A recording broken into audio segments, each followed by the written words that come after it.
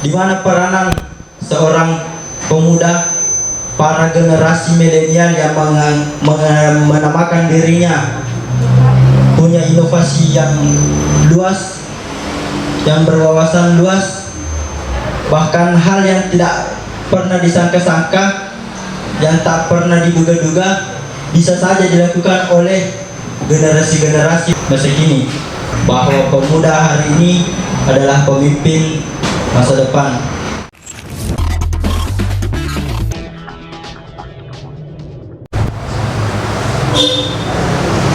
Adik-adikku semua yang saya cintai, yang saya banggakan, oleh karena itu mari kita berkreasi. Kita ini banyak faktor pendukung untuk menguatkan ekonomi. Faktor pendukung pertama adalah karena kita tergolong generasi yang cerdas. Faktor pendukung pertama adalah kita ini adalah generasi milenial yang dibekali dengan akal-akal yang cerdas. Adikku semua, kalau kita sudah mandiri secara ekonomi, kita mampu menentukan arah mau kemana. Saya kira cukup, dan saya berterima kasih. Nasrullah wa fathul qarib wa basyiril mu'minin. Wabillahi taufiq wal hidayah. Assalamualaikum warahmatullahi wabarakatuh.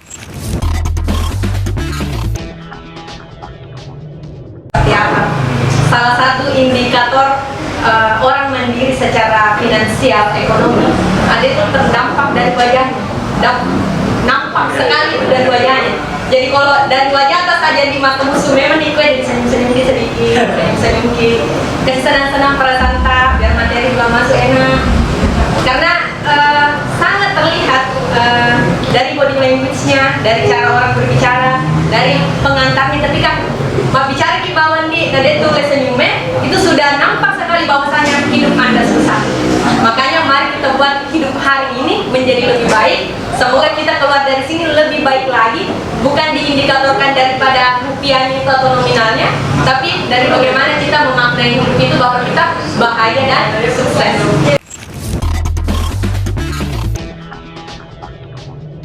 Perkenalkan, nama saya Arvina Mianti yang akan bertanya kepada kakak.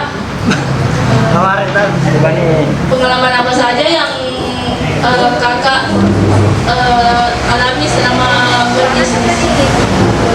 Saya memulai sama kaulan usaha itu tanpa modal apapun. Ketika orang berkata, mulai maka date kebetulan modal, tidak ada modal dari orang tua sekalipun. Kami merintisnya dari nol. Dari titik nol. Dari titik nol. Kenapa dari titik nol?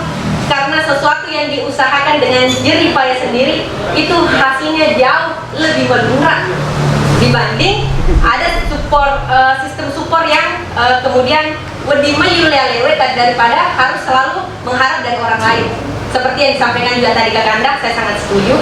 Jadi ketika bertanya tentang masalah paling sulit sebenarnya itu satu nih.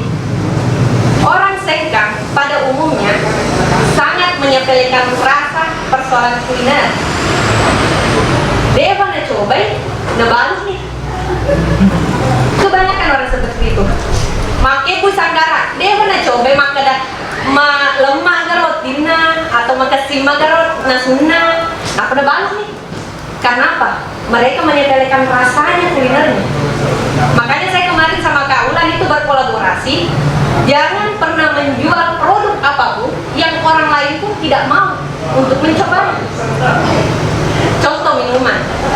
Kita sudah tahu bahwasanya minuman yang enak itu seperti apa. Yuk kebuhi balik minuman makembe.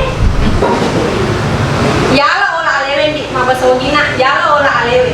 Misalnya pergi ke suatu tempat kan dengan iming-iming mau beli minuman di sana. Sebenarnya ini wajar di sana 10.500. Ya ini nama keme, kan nama noko ki.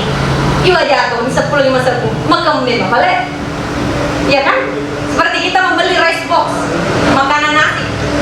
Iwa aja nih 20.000, makan 2 bapale nanti ya. Kan seperti itu. Makanya jangan melakukan kesalahan kecil yang sebenarnya fatal. Jangan melakukan kesalahan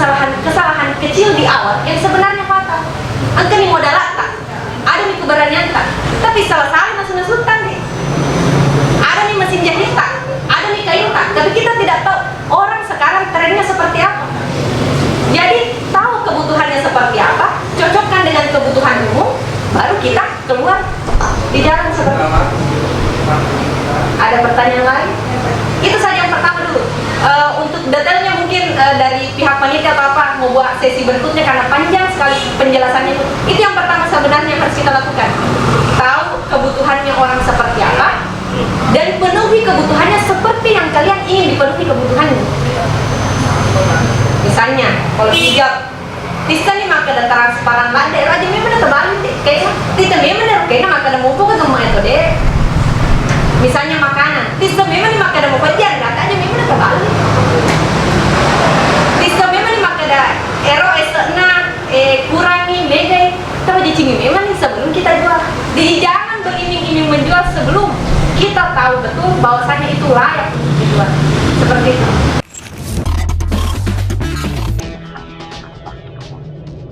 Dalam merintis sebuah usaha, menurut kakak efektifnya apakah ide dulu atau modal dulu, ataukah modal dulu atau ide dulu? Dan juga bagi Kanda, dari diri seorang orang yang akan merintis usaha tersebut, apa-apa yang harus kita miliki terlebih dahulu? Cukup sekian pertanyaan dari saya. Kalau dari saya pribadi deh, sebenarnya antara ide dan modal apa yang dulu harus dimiliki, dimulainya dulu. Apa ya? Ketika generasi sekarang di kepala itu sudah banyak sekali idenya. Dia sudah bikin sedemikian rupa di kepalanya, bilang dia mau buat seperti ini, kemasannya misalkan produk makanan ya. Karena kami berdua di sana, misalkan dia mau bikin minuman kemasannya begini, aneh rasanya begini, mau jual di sini, tapi dia tidak mulai jalan, misalkan cari buka lokasi, saya tanya ke yang punya berapa sewanya, saya mulai cari-cari di internet model-model gerobak yang simple saja gitu. Atau kalau misalkan memang belum punya modal, kita mulai dari online dulu, karena awalnya Mr. Budi begini. Dulu awalnya Mr. Budi itu modal awalnya sekali, seingat saya cuma 200.000, karena kita belum punya lokasi, belum punya gerobak, kita mulai dari online. Jadi modalnya itu awalnya dibelikan mie bubuk, karena cari-cari internet kan kita punya HP semua. Kenapa tidak searching di Google atau apa, tulis bubuk minuman, kan gampang bisa cari kan? Kita punya pikiran untuk melakukan itu. Jadi pesanlah bubuknya, karena uang terbatas, kita buatlah minuman, dicoba berkali-kali. Saya kemarin kan gagal tes PNS, kegagalan apapun yang dihadapi pasti kembalinya ke Allah. Kita mengingat lagi bahwasanya sesusah-susah tadi masih banyak yang lebih susah dari kita. Gitu. Masih banyak orang yang bahkan sudah susah sekali hidupnya masih bisa tersenyum. Hanya uangnya ini kenapa masih bisa korupsi? Karena tidak ada rasa puas dalam diri. Tapi biar 1.000 rupiah uang di kantong bahkan tidak ada, tapi kalau bisa disyukuri, tenang jiwa tadi. Jadi banyak-banyak bersyukur. Ketika Daud diingati sesusah apapun derita, masih banyak orang yang lebih membutuhkan daripada kita.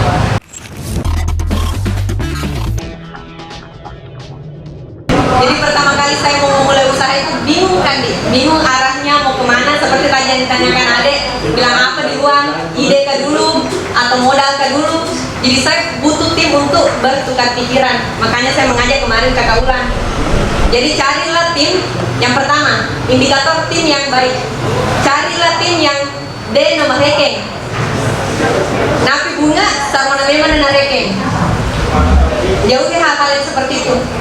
Kemudian carilah tim yang memang mau diajak susah, karena sekedar informasi ini 2 tahun pertama saya memulai usaha 0 penghasilan 2 tahun awal. Jadi mulai dari saya membuka kontainer, bukan kontainer, dari yang awalnya cuma online, kemudian gerobak, bahkan sampai kontainer, masuk lagi yang di Food Street Salomon, itu keuntungannya 0. Dan itu bukan karangan, jadi keuntungan saya selama 2 tahun itu 0. Ada keuntungan, tapi keuntungan itu iba gaji di tahun ini. Jadi pada dasarnya itu kasarnya tidak ada keuntungan yang masuk di kantong kami berdua. Jadi sabar memang bisa jadi. Dan alhamdulillah sekarang sudah mencapai 4 cabang. Besok insya Allah launching di Sopeng lagi cabang barunya. Jadi cari tim deh, cari tim. Dan jangan terlalu beriming-iming begini. Banyak sekarang anak muda beriming-iming muka buah harus besar, harus bagus, furniturnya harus bagus, harus ini, pokoknya harus lengkap. Bukan gerobak becum di. Kenapa? Karena gerobak kecil lebih menjanjikan untuk kondisi sekarang. Dan gerobak kecil dibandingnya, mohon maaf, ketika disandingkan antara gerobak sama kontainer, saya lebih memilih gerobak. Karena kontainer itu susah sekali kasih pindah-pindah. Pengalaman saya punya kontainer cuma satu, saya harus membutuhkan 10 orang dan 1 mobil truk ketika saya harus memindahkan itu kontainer. Jadi penting kalau memang ada beberapa teman-teman yang mau memulai usaha, resbol kah, apakah atau yang online itu dan butuh tempat, mending buat gerobak kecil. Yang kedua, apa yang dibutuhkan lagi ketika ingin memulai usaha? Munafik untuk saya berkata, mulai saja dia tidak ada modal. Harus ada modal nih. Nomor 200 disebut seperti yang tadi dikatakan pergaulan. Makanya saya kasih gambaran, karena kan yang coli-coli maka ada alani juga gambaran dan tanah nih. Jadi gambaran memulai usahanya. Yang pertama, apa usaha yang kita mau buat? Tentukan lagi apa usaha yang kita mau buat. Kedua, cari pengetahuannya di Google. Apa yang kita perlukan untuk buat itu usaha? Misalnya kuliner, kita harus cari bahan bakunya. Apa yang dibutuhkan, merek susu apa yang digunakan, jenis bumbunya apa, pemilihan pipetnya, kemasannya dan segala macam ada semua di Google.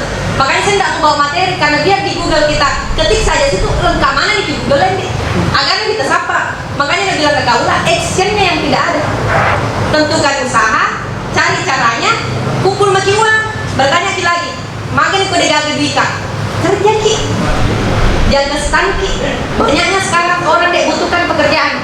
Saya kemarin membuka lowongan kerja di Sopeng, ada 18 sampai 20-an orang yang melamar, bahkan tidak menanyakan gaji. Kasarnya itu saking perlunya orang.